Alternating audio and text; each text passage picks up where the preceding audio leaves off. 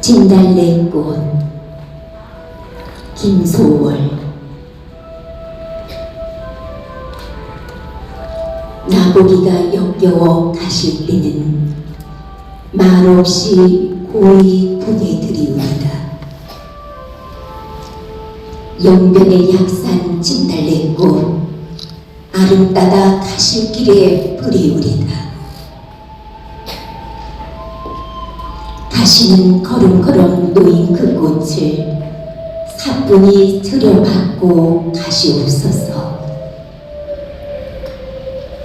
나보기가 역겨워 가실 때는 죽어도 아니 눈물 흘리우리다. 오늘 시혼과 민족원에 바친 소월이라고 해봤습니다.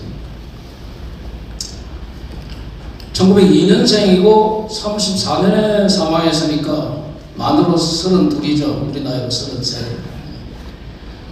원래 본명은 정식이었고 정주군 곽산면이 고향인데 그 할아버지가 광산을 하셨는데 그 고향 뒷산이 진달래봉입니다.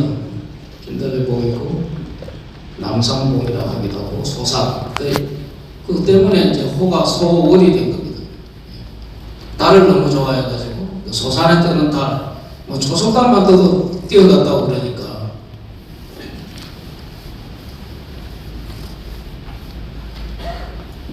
인생을 이렇게 보면은 개인의 비극과 민족의 비극이 중첩되고 평행선을 달리면서 그 시인을 탄생시키기 위해서 손짝새가 그렇게 울었는지 모르겠는데 꼭 그 개인의 고통과 민족 고통이 평행선을 달리고 그런 과정에서 민족의 고통이 자신의 내면으로 이렇게 깊이 들어간 게 아닌가, 저는 이제 그런 인상을 받습니다. 우선 2살 때 1904년에 부친이 그 철도 가설하던 일본 그 불황배들한테 맞아가지고 정신 이상이 됩니다. 그러니까 태어나서 서울시인이 7살 때 아버지가 돌아가셨는데 철들 때까지 정신 이상자, 폐인 아버지밖에 본 게 없을 겁니다. 그 마음이 얼마나 찢어지고 고통스러운지 그 상처를 영원히 붙들고 살았지 않았을까 생각합니다. 그러나 이제 할아버지가 각별한 훈도를 하셨고 또 어머니가 아주 자상하게 보살피고 또 문학적으로는 숙모 계희영 씨가 시집을 와서 어릴 때부터 소설을 옆에서 키우다시피 하면서 이 민화, 민담 얘기를 많이 들려주가지고 마치 그 러시아 문호 알렉산더 부시키를 키운 건 유모 할머니였듯이 여기는 숙모와 소월의 관계가 부시킨과 그 아리나라는 그 유모의 관계가 아닌가 저는 그런 생각이 듭니다.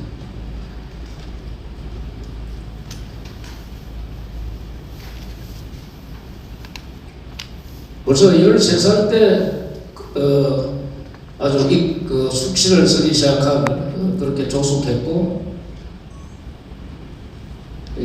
오산학교에 입학한 것이 복이었습니다. 이 오산학교는 남강 이성훈이 이제 민족정신을 부흥하기 위하여 1907년에 설립한 학교지 않습니까? 그러니까 설립되고 얼마 안 있어서 이제 소월이 그 학교에 들어간 건데 교장 조만식, 홍명희, 또 김한서 이런 분들을 만나면서 이제 민족의식과 이 근대시 양쪽에서 자양분을 아주 깊이 빨아들일 수 있는 그런 행운이 있었습니다. 15살 때 본의를 했고 평생에 걸쳐 장래는 사람 이조가 있는데 남쪽에는 3남 한 분과 그 자손들만 있고 다 북에 있습니다. 3.1운동에 아주 중모자는 아니었지만 중간급 정도로 참여를 했고 그래서 경찰을 쫓겨서 도피 생활도 했고요. 이 빨갛게 된 거는 이제 1920년부터 25년 5년간 집중적으로 시를 씁니다. 빨리 이 세상을 떠날 준비를 미리 한 건지 19부터 24살 5년간 170편 그 정도 시를 거의 다 씁니다. 예. 그리워를 쓸까요? 3.1운동에 쫓겨하다가 모산중학교가 폐교되는 바람에 일본인들이 학교를 폐교시키는 바람에 배재고등학교 서울로 편입을 해가 잠깐 다녔습니다. 못 다녔고 1922년도에 오늘 우리가 기지는 이 진달래꽃이 발표됩니다. 23년에 배재고등학교를 졸업하고 고향에 가 있다가 너무 답답하니까 일본 처가에 지원을 받았다 하는데 그 일본 도쿄 상대라는 데를 유학을 갑니다. 근데 간게 또 이 민족적 비극이 발생한 관동 제재진으로 한일 제일 동포들이 학살당하는 장면을 보니 또 견딜 수가 없고 신변의 위협도 그래서 빨리 귀국합니다. 그게 이제 23년이고 그러나 시는 이때도 엄청나게 씁니다. 24년에도 마찬가지. 서울에 잠깐 있다가 이분은 자기를 유배를 시키는 분이라 다시 고향 구성 땅으로 태어난 구성으로 돌아가서 동아일보 지국을 운영하는데 뭐 지국을 제대로 운영하는 건 아닌 것 같고 서울 소식이 궁금하고 해서 그렇게 된 것 같습니다. 자 이제 시작이 활발하게 이루어지던 25년인데 이때 유일한 그 시평론, 시혼 이분은 항상 영혼, 시혼 이 문제를 심지어는 그 김한선 선생하고도 조금 다투죠. 선생이 상징주의 쪽으로 자꾸 가라. 세계 사조가 그때 상징주의니까 그런데 선생님 그게 아니고요. 사조가 문제가 아니고요. 혼이 문제입니다. 혼. 그렇게 벌써 이때 달라들고 할 정도였으니까요. 그렇게 하고 그 시집 진달래꽃이 매문사에서 나온 것도 요해입니다. 1925년 12월 26일. 그래서 오늘 우리가 12월 26일 여기 이 자리에 모였습니다. 그 뒤 7년은 거의 폐입으로 살았습니다. 뭐 시도 끊고 펜도 끊고 정신적 고통 속에 수가 뭐 이런 생활을 보내다가 사망했는데 뭐 자살설이다 뭐 내인혈설이다 여러 설이 있습니다. 뭐 저는 뭘 하나 심중에 가는 게 있는데 말씀은 뭐 안 드리는 게 좋겠습니다. 그래가지고 거기 북성에 묻혀 있다가 훗날 고향 이 곽산으로 이장되었습니다. 진달래봉 그렇게 좋아하던 진달래봉 중턱으로 이장됐고 거기 묘수 앞 시비에 초혼이 새겨져 있었다. 그러나 뒤에 이 북에서 평가전화가 되고 뭐 관동시인 어쩌고 하면서 시비가 뽑혀서 깨졌다. 그것까지만 우리 남쪽에는 알려져 있습니다. 저는 이제 이 소를 생각하면서 이 진달래라는 그 꽃 식물 자체와 굉장히 닮아 있고 이분은 철저하게 내면화하는 사람이구나. 자기 동일성을 끝까지 유지하는구나. 왜 그래 진달래라는 게 척박한 땅에서만 자라고 그 땅 식물에 오면 밀려나고 양지를 항상 지향하고 그러지 않습니까? 키가 작고 성질이 급하고 이런 진달래와 자기하고 좀 닮았나 그런 생각이 듭니다. 요거는 이제 북한의 주간문학신문이라는 데서 아직 그 소월이 평가전화되기 이전에 그러니까 낙인 지키기 이전에 66년 5월 10일부터 7월 20일까지 이 사람들이 탐방을 했어요. 서울의 고향을 찾아서. 이 기록이 굉장히 중요하고 이게 나중에 2004년도에 우리 문학사상에 알려지면서 그 생생한 기록들이 있습니다. 이건 인터넷에서 여러분 찾아보시면 아실 수 있을 것 같습니다. 제가 뭐 드릴 말씀 많은데 시간이 없어가지고 북한에서는 어떻게 했냐. 처음에는 민족주의, 애국주의 시인이라 하다가 뭐 봉건주의자니 뭐 계급의식이 약하니 이렇게 되다가 92년도쯤에 김정일이가 주체문학론 운운하면서 인민의 정서를 반영하라. 그래서 비판적 사실주의 계열로 볼 수 있겠다 해서 살려줬습니다. 그래서 아까 나중에 그 주교수 말도 있을 텐데 지금은 북한 교과서에도 널리 실려 있습니다. 뭐 두말할 것 없이 서울은 한국 현대시 백년 사상 최고의 신이라고 여러 조사에서 다 나와 있고 국민 애송시하면 항상 진단할 것이 길입니다. 요것만 잠깐 제가 말씀드리겠습니다. 저는 이제 근대 시인이라고 생각합니다. 제가 감히 여기 또 문학평론하신 여러 고미하신 선생님들이 계신데 소설에 대해서 그냥 독자로서 말씀드립니다. 저는 평론가가 아니라 독자로서 보면은 이 전통의 뿌리박은 근대 시인이다. 자기 유폐라는 부조리 문학 어떤 근대성도 보이고 민족 운명을 내면화하면서 자기 분열보다는 자기 통일성을 항상 유지하려고 애를 썼고 매우 정직했던 분이 아닌가. 이런 생각이 들어요. 맑고 깊었다. 근데 우리 국물 생각해 보시면 맑은 국물이 깊은 맛이 나나요? 잘 안 나잖아요. 또 깊은 탁한 국물이 막 나요. 근데 이거는 어떻게 이게 모순된 맑고 깊은가.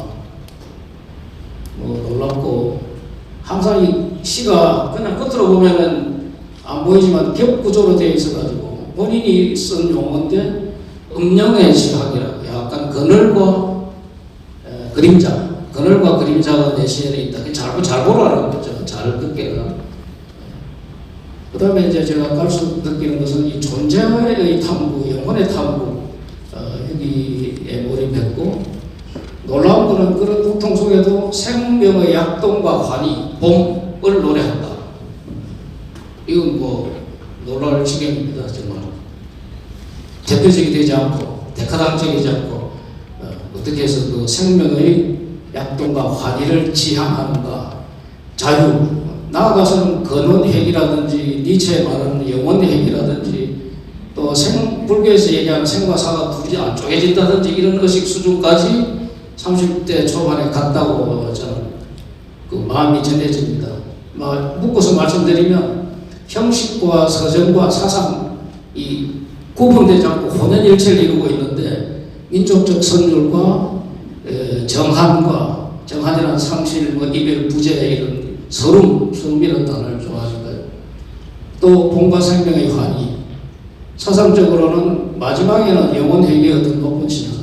그래서 제가 러시아 문학을 공부하는 입장에서 보면 무시킨, 레르만토프, 아흐마토바 이런 큰 시인들이 이분에게는 하나로 이렇게 혼연일체되어 있지 않을까 그런 느낌을 받습니다. 자, 이건 우리 다 아는 거고 요 얘기하면서 퀴즈를 하나 내려고 합니다.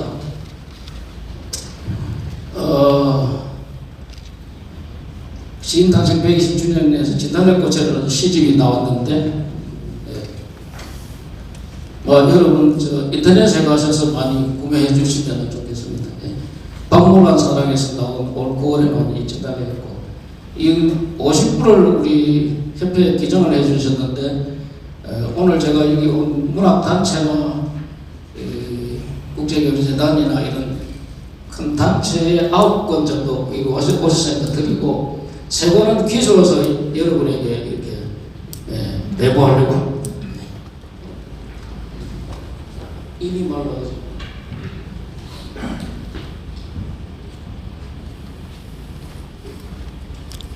퀴즈는 뭐냐 하면은 첫 번째 퀴즈는 서울시 중에 교과서에 언제 가장 먼저 실렸을까요? 그러니까 교과서 실린 그 연도가 얼마나 빠를까요? 여러분 어떻게 생각하세요?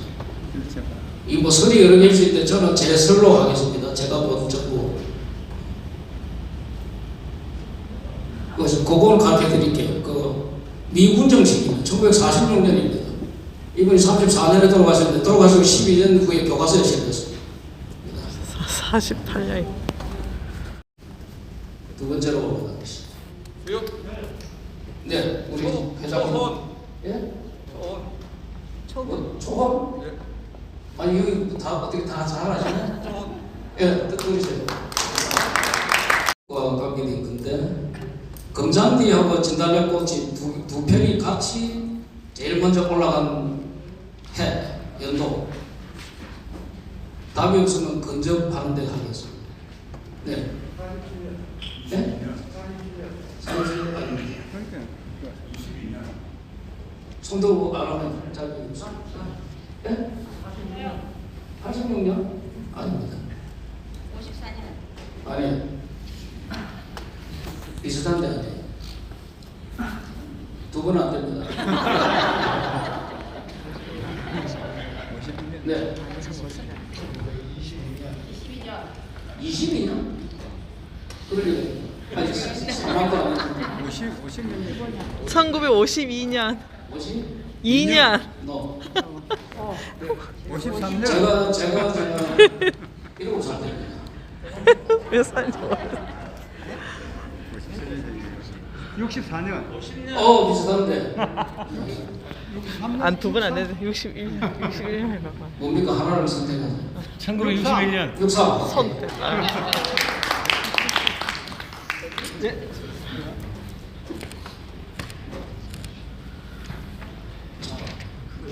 그러나 저는 문학관이 없다. 이건 뭐 국가의 국민의 수치고 있을 수 없는 일이라고 생각합니다. 예.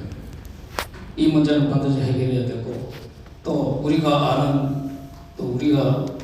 가장 자랑스럽게 생각하는 최고의 국민 시인을 전 세계로 널리 알리자. 이게 오늘 제가 이 깃발을 든 이유라고 볼 수 있겠습니다. 이제 앞으로 뭘 할 거냐, 뭐 이런 다양한 일을 해보고 싶습니다.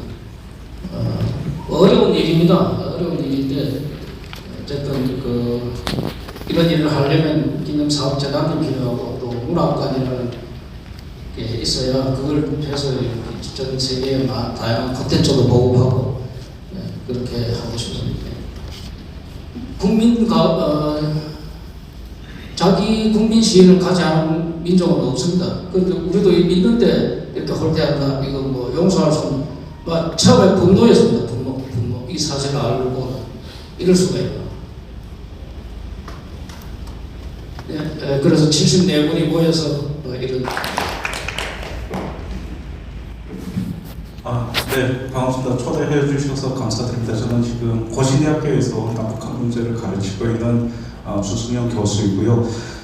교수님께서 말씀하신 것처럼 저는 한경남도 함흥시 출생이고 이렇게 한국에 온 북한 이탈 주민입니다.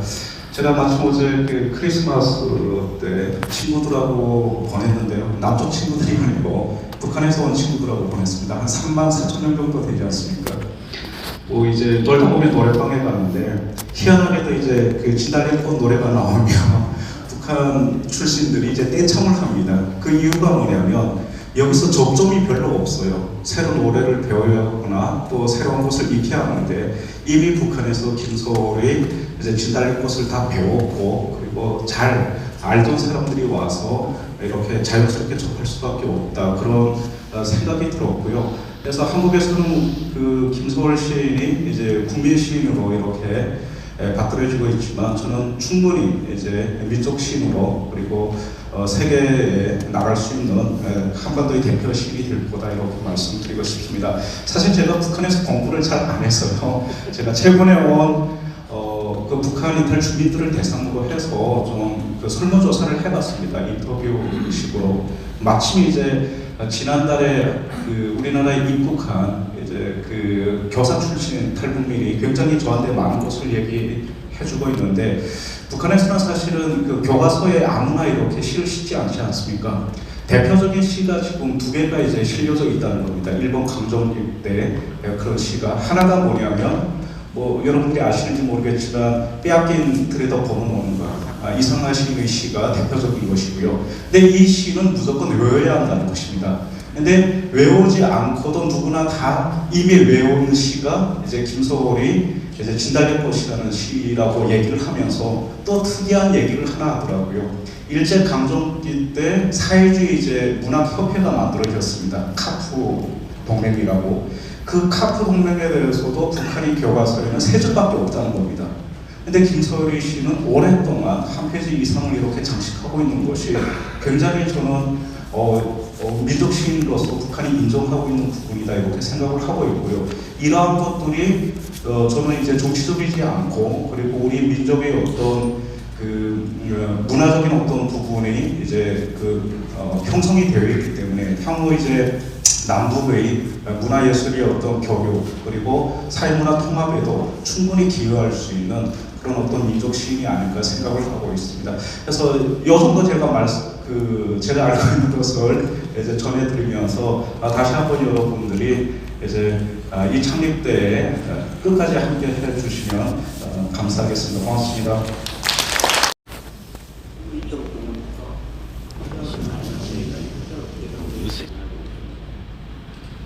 가까이 외국의 한국 문화를 강요하다 보니 우리 문화에서 인도와 지금 차지하는 비중이 많이 생각하게 됩니다. 19세기나 20세기 초 한국 문화를 통해서 한국의 전쟁 문화를 통해서 인도는 시대를 통해서 우리 전통 문화의 전통을 현재적으로 개선하는 것이 어떤 것인지 소월의 문화가 어떻다면 우리 군대 문화는 한국 문화를 무식인의 시 가운데 나는 스스로에게 기념비를 세우노라 하는 우리나라는 잘 알려져 있지 않은데 가장 제가 볼 때 대표적인 시인데요. 거기에 소월의 마음이 그대로 묻어난다고 생각이 들어서 한번 소개해드리고자 합니다. 조금 뭐 앞에 약간 석둔데 남북한 모든 교과서에 작품이 실려있고 공동의 정서를 노래한 대표 시인인데 뭐 버려지고 방치되었다 하는 게 제 솔직한 심정이고, 그래서 어떻게 하든지 민족 정기를 바로 세우고 또 재평가를 하면서 소를 복구시키고 복원하고 하는 일들을 여러 선생님들 또 구자룡 박물관장님하고 많은 언음도 하고 하면서 한번 만들어 보겠습니다. 처절한 고독과 서름 속에서 자신의 시혼과 민족혼을 불사르다가 스스로 불사조가 된 소월, 그 깊은 평안북도 산골에서 무너지지 않는 기념비를 소월도 스스로에게 세웠다고 생각합니다. 자기 정체성을 유지하면서 타협하지 않고 그렇게 사는 그 삶의 궤적과 과정을 통해서 스스로에게 기념비를 세웠다고 생각합니다. 그래서 러시아 문학의 아버지 부시킨의 나는 스스로에게 기념비를 세웠노라 하는 글을 소개해드리고 있습니다. 부시킨은 뭐 그렇게 생겼습니다. 아프리카 피가 좀 흐르기 때문에 머리가 좀 곱슬곱슬합니다. 외가에 이디오피아 장군의 피가 좀 있습니다. 자, 이렇게 시작합니다. 아니 나는 죽지 않으리. 이 죽기 1년 전에 썼는데 나는 죽지 않으리. 나의 영혼은 비밀스러운 운율 속에서 나의 유해를 건너뛰리. 내 영혼은 내 뼈와 살 그걸 건너뛰어서 더 오래 살아남을 거라. 그러면서 육신의 부패는 달아나리. 만약 저 달 밑에 세계에 한 사람의 작은 시인이라도 살아서 달밤 속에서 펜을 끄적거린다면 그 사람은 나를 따라주리. 나는 그에게 영광되리 이랬거든요. 그 다음에 나에 대한 소문은 위대한 러시아 땅 전체에 퍼져나가리. 이 땅의 모든 혀 있는 자들은 나의 이름을 부르리. 혀가 있는 자들은 나의 이름을 부르리. 제가 이건 소월의 이름이잖아요. 초원. 콧대 높은 슬라브 손자도, 북쪽의 핀란드족도, 지금은 야만인인 퉁구스족도, 그리고 남쪽 초원의 깡메이kin들도 나는 인민들에게 오랫동안 사랑받으리. 사람들 속에 선한 감정을 선불로 깨웠습니다. 착한 감정을 사람들 속에 있는 걸 흔들어 깨웠으므로 소월도 마찬가지지 않습니까? 내가 살아간 이 잔인한 시절에 나는 자유를 노래했습니다. 그러면서 자유를 대문자라고 크게 썼습니다. 서보도 이렇게. 그리고 모든 떨어진 생명, 죽어간 생명들에게 연민을 불러일으켰습니다. 뭐 그래서 부시킨을 러시아의 소월이라 하고 소월을 러시아의 부시킨을 하는지 모르겠습니다. 마지막 예는 오 뮤저여 내 말을 듣게라. 모욕도 겁내지 말고 월계관도 요구하지 말고 칭찬과 모략을 똑같은 마음으로 받아. 소월도 그런 심정이었을 겁니다. 뭐 상징주의 시를 왜 쓰느냐, 스승도 막 질타하고 그래도 막 그때 웃습니다. 자기 주체성을 가지고